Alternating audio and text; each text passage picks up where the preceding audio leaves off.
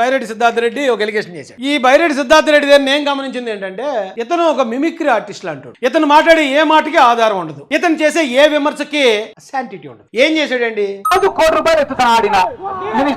రోజుకి ₹1,00,00,000 ఎత్తుతున్నాడు మినిస్టర్ అన్నాడు ఒక ఆరోపణ. ఎక్కడి నుంచి ఎత్తుతున్నాడు? ఎవరు చెప్పారు ఆ మాట? ఎవరి దగ్గర తీసుకున్నాడు? ఏ నోటికి ఏదో సార్ చెప్పాను కదా, మిమిక్రీ ఆర్టిస్ట్ అప్పటికప్పుడే ఫంక్షన్ లోకి చిరంజీవి గారు, బాలకృష్ణ గారు, వెంకటేష్ గారు పాల్గొన్నారట. ఆ పాల్గొన్న తర్వాత ఇలా అక్కడ కామెడీ క్రియేట్ చేస్తారు. సేమ్ అంతే, ఏమీ నిజాలు ఉండవు, జస్ట్ క్రియేషన్ అంతే. జనాలను నవ్వించడానికి నమ్మించడానికి ₹1,00,00,000 ఎత్తుతున్నాడు అనేసాడు. నోటికి ఏదో వస్తే అది వాగేయటమే. మొన్ననే ఫార్మా కంపెనీ వాళ్ళ కాడ 45 కోట్లు ఎత్తినాడు మినిస్టర్.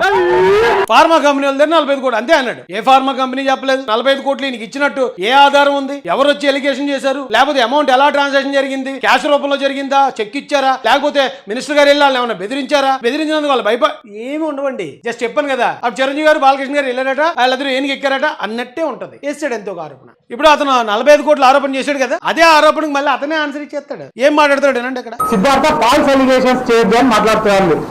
మీరు ఏ ఫార్మా కంపెనీ కాడ డబ్బులు తెచ్చుకున్నారని నేను చెప్పేదానికి సిద్ధంగా ఉందా? కానీ గవర్నమెంట్ లో ఉండేది మీరు. నేను ఫార్మా కంపెనీ పేరు చెప్తే ఏం చేస్తారు మీరు? వెంటనే రేపు పొద్దున్నే ఆ ఫార్మా కంపెనీ వాడిని మీ మీడియా ముందర కూర్చోబెట్టి నేను టీజీ భరత్కు ₹1 కూడా ఇవ్వలేదని చెప్పిస్తారు. అర్థమైందండి? ఇంతకన్నా ఏమన్నా కావాలా? ఇప్పుడు నేను ఏదో ఫార్మా కంపెనీ పేరు చెప్పేస్తాను, చెప్పేస్తే మీరేం చేస్తారు? ఆ ఓనర్ మీరు తీసి ఏమైనా 16 కోట్లు మాకు ఇచ్చా అంటే ఇవ్వలేదు అంటాడు. ఎలాగని మరి ప్రెస్ మీట్ పెట్టి చెప్పంటారు, అతను చెప్పేస్తాడు. అప్పుడు నేను ఆడిని అబద్ధం దొరికేస్తాను కదా అని చెప్తున్నాడు. బైరెడ్డి రాజశేఖర రెడ్డి గారు పాలు తాగి మాటలు మాట్లాడతాడు అంటే ఏంటో అనుకున్నాను. ఇయ్యే అనుకుంటండి. ఇప్పుడు నిజంగా పాలనా ఓడు ఇక 15 కోట్లు పాలనా చోట ట్రాన్సాక్షన్ జరిగిందంటే మరి అతను వచ్చి చెప్తాడు కదా, 15 కోట్లు నా దగ్గర తీసుకున్నారు, నేను నష్టపోయాను, నన్ను ఇచ్చేసారు, అదే డబ్బులు తీసుకుని చెప్తారు కదా కంపెనీ పేరు చెప్తే. కాబట్టి ఏ కంపెనీ లేదు అక్కడ.